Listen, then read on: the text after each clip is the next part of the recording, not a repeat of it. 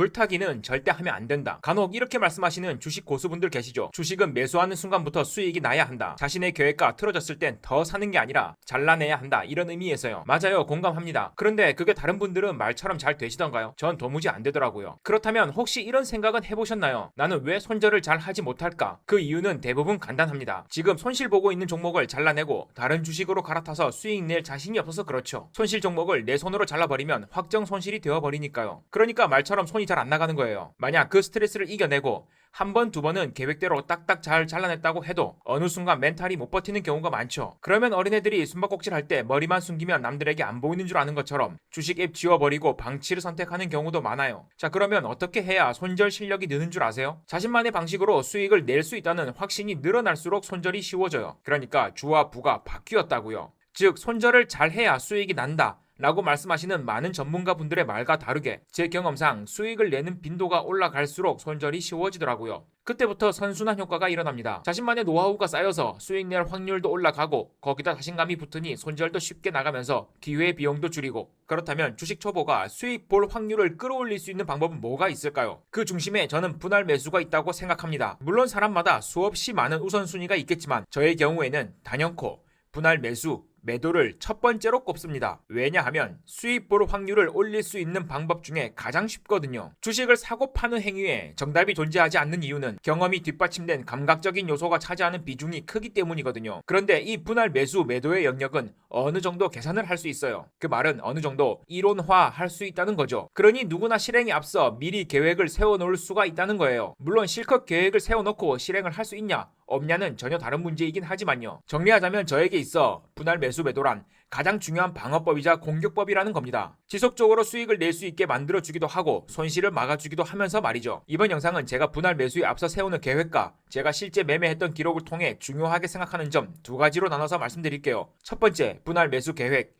두 번째, 실제 매매 기록. 그러나 이건 어디까지나 저만의 방법일 뿐 누구에게나 해당되는 정답은 애초에 이곳에 없다는 거 잘 알고 계시죠? 자, 시작하겠습니다. 첫 번째, 분할 매수 계획. 분할 매수와 물타기의 차이점에 대해서는 사람마다 많은 의견 차이가 존재해요. 무엇이 맞느냐가 아니라 저는 매수 전부터 분할 매수를 계획했느냐 안 했느냐의 여부로 봐요. 계획을 했다면 분할 매수, 하지 않았다면 물타기. 그렇기에 저는 그 어떤 종목이든 매수 전부터 어떻게 몇 번 분할 매수를 진행할지 계획합니다. 다른 사람과 별다를 건 없지만 굳이 남다른 점을 찾아보자면 종목에 따라 분할 매수 횟수가 바뀌지 않는다는 거예요. 저는 언제나 동일합니다. 그 어떤 종목이든 최대 4번의 분할 매수. 그런데 여기서 중요한 건 분할 매수를 하는 비중에 대해서도 반드시 생각을 하셔야 한다는 겁니다. 생각보다 많은 분들이 1차 매수한 가격 그대로 분할 매수를 이어가는 분들이 있어요. 이게 무슨 뜻이냐면 1차 매수에 10만원을 투입하고 2차 매수에 10만원을 투입하고 3차 매수 역시 동일한 10만원을 투입하는 거죠. 물론 의도적으로 하는 거라면 문제 없어요. 그러나 이렇게 진행할 시 어떤 문제가 생기는지 모르시는 분들께서는 한번 다음 예를 봐주세요. 한 주에 만원인 주식을 10주 매수했어요. 즉 10만원 투자한 거죠. 그런데 주가가 쭉쭉 내려서 한 주에 8천원이 되었습니다. 그래서 1차 매수 때와 같은 비중인 10만원으로 2차 매수에 들어갔어요. 그럼 한 주에 8천원이니 약 12주 매수를 할 수 있었겠네요. 여기까진 좋습니다. 첫 진입 가격은 만원이었지만 8천원에 2차 매수를 하자 평당가는 그 중간인 9천원으로 내려왔으니까요. 그런데 문제는 이 다음부터죠. 이후 반등 없이 주가가 6천원까지 내려왔다고 가정해볼게요. 3차 매수인 이때도 같은 비중이 10만원만 투입한다면 16주 정도 매수할 수 있었겠네요. 그럼 평당가가 약 7,600원이 됩니다. 그리고 이번에 4천원까지 떨어졌다고 가정해봅시다. 고점 대비 60% 하락. 생각만 해도 끔찍하죠. 여하튼 제 기준 마지막 4차 매수에 들어갔습니다. 4천원에 25주를 매수했죠. 그럼 평당가가 6,200원가량 됩니다. 이런 식으로 분할 매수할 때 늘 같은 비중을 투입하게 되면 하락할수록 비중은 커져만 가고 평당가는 하락폭만큼 따라 내려오지를 않아요. 이렇게 이미지로만 봤을 때는 생각보다 평당가가 잘 떨어지는 것 같아 보이기는 합니다만 실제로 4천원까지 떨어졌다가 자신의 최종 평당가인 6,200원까지 상승을 하려면 55% 상승을 해야 합니다. 조금 빡세죠. 물론 기업의 내재 가치를 기반으로 한 장기 투자나 적립식 투자의 경우에는 애초에 별 상관이 없죠. 그런데 그런 분이 아니시라면 이때부터 사실상 기도 말고는 할 수 있는 게 없어요. 그렇다면 저는 어떤 식으로 분할 매수를 할까요? 결론부터 말씀드리자면 저는 1대 1대 2대 4 비중으로 분할 매수에 들어갑니다. 1차 매수에 10만원을 투입했으면 2차 매수엔 동일한 10만원. 그런데 3차 매수는 1차 매수 금액의 2배인 20만원. 4차 매수 시엔 4배인 40만원. 이렇게 아래로 내려갈수록 비중이 커지는 피라미드 형태로 분할 매수를 할 경우 당연히 첫 번째 예시보다 총 투입 금액은 커질 수밖에 없죠. 그러나 같은 비중으로 분할 매수를 했을 경우 6,200원이던 최종 평단가를 5,100원까지 끌어내릴 수 있습니다. 이 폭을 다른 뜻으로 생각해보자면 고점 대비 60% 이상 빠진 종목에서 본전 탈출하기 위한 피로 상승률이 55%에서 27.5% 정도로 낮아지는 거죠. 여하튼 저는 이런 식으로 분할 매수를 합니다. 그런데 이러한 피라미드 분할 매수 방식에 익숙하지 않으신 분들은 반드시 한 번쯤은 맞닥뜨릴 문제가 있어요. 바로 자신의 실제 투자금 계산, 그리고 심리적 돈그릇 계산을 해야 한다는 겁니다. 이게 무슨 말이냐면 분할 매수가 거듭될수록 투입 금액이 커지는 피라미드 형식이라 아무래도 1차 매수 시엔 자연스럽게 투자금이 작게 들어갈 수밖에 없죠. 예를 들어 자신의 투자금이 1000만 원일 경우 기존에는 약 333만 원씩 3번에 걸쳐 분할 매수를 했다고 가정해봅시다. 그런데 제가 말씀드린 대로 1대1대 2대4 비율로 매매를 하려면 1차 매수 시에 125만원만 들어가야 하니 평소 자신의 돈그릇에 비해 작게 느껴지는 경우가 생기죠.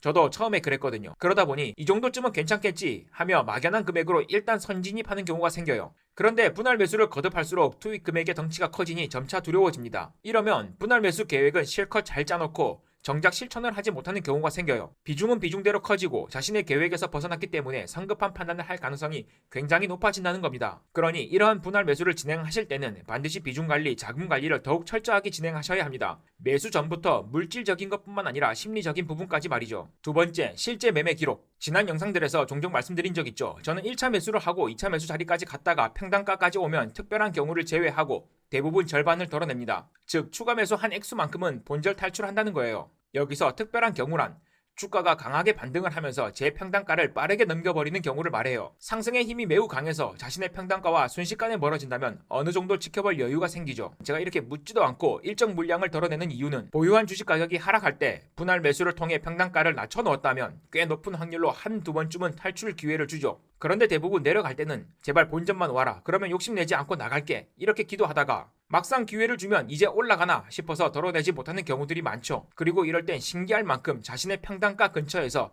오를 듯 말 듯 하면서 애를 태워요. 그래서 더 크게 물려본 적 아마 많으실 겁니다. 물론 그저 버티다 보니 반등을 해서 큰 수익을 안겨주는 경우도 종종 있어요. 그런데 이때 살려줬던 기억이 다음번에는 자신의 목을 옥죄어 들려고 할 겁니다. 저번에는 참다 보니까 올라가더라. 이 기억 하나 때문에 온갖 현실 도피를 하기 시작하거든요. 어떻게 아냐고요? 사람 다 거기서 거기라니까요. 왜 꼭 물린 주식이 반등해서 자신의 평단가 근처에서 왔다 갔다 하겠어요? 자신의 집에 CCTV가 설치되어 있는 게 아니라 돈 앞에서 인간의 사고와 행동 패턴이 놀랍도록 비슷해서 그래요. 그래서 저는 한 번에 크게 벌 생각 자체를 하지 않아요. 이런 식으로 꾸준히 생존해 나가면서 수익금을 누적시키려 할 뿐이죠. 물론 이 역시 반복된 실패 속에서 깨닫게 된 것이고요. 그럼 제가 실제 매도했던 기록을 볼게요. 사실 개별 종목을 언급한다는 게 아직은 부담스럽긴 합니다만 그래도 제가 말씀드렸던 상황 그대로 설명하기 좋은 예시인 것 같아서요. 셀트리온이라는 종목입니다. 이 주식의 매수 근거는 이번 영상에서는 차치하고 저는 대략적으로 이렇게 4분할 매수를 계획했습니다. 그리고 계획한 대로 1차 매수에 들어갔어요. 그런데 반등 없이 연이어 하락이 나왔기에 저는 2차 매수에 들어갔습니다. 그럼 평단가가 1차 매수 지점과 2차 매수의 중간 지점까지 내려왔겠네요. 그리고 몇 거래일 후 평단가 근처까지 반등이 일어났을 때 저는 추가 매수 한 만큼 덜어냈어요. 그리고 원래는 자신의 본전을 위협하지 않는 선에서 남은 물량을 끌고 가는데 이번에는 전부 매도했습니다. 다른 종목에서 더 좋은 기회를 봤기 때문에 그냥 미련 없이 털어냈어요. 이 영상을 보시는 분들께서는 이후 셀트리온 주가의 흐름을 추적 관찰해 보시는 것도 좋은 표본이 될 수 있을 것 같네요. 제가 전 영상에서 지수에 따른 저의 매매 계획을 말씀드렸죠. 실제 유튜브 커뮤니티에 글을 쓰기도 했고요. 시장에 공포가 들이운다. 그래서 그날 저는 코스피 지수에 따라 가격이 오르고 내리는 코덱스 레버리지를 1차 매수에 들어갔어요. 사실 아쉽긴 해요. 추가 매수 기회를 주지 않고 급 반등이 나왔거든요. 그리고 며칠 후 시나리오에 따라 절반을 매도했습니다. 그리고 이 거래일 후 제 기준상 추가 하락으로 이어질 것 같은 징조가 보여 남은 절반에서 또 절반을 덜어냈고요. 앞으로 어떻게 흘러갈지는 이제 저의 영역이 아니에요. 저의 평단가를 위협하지 않는 이상 그저 끌고 갈 뿐이에요. 그런데 이런 식으로 매매를 하면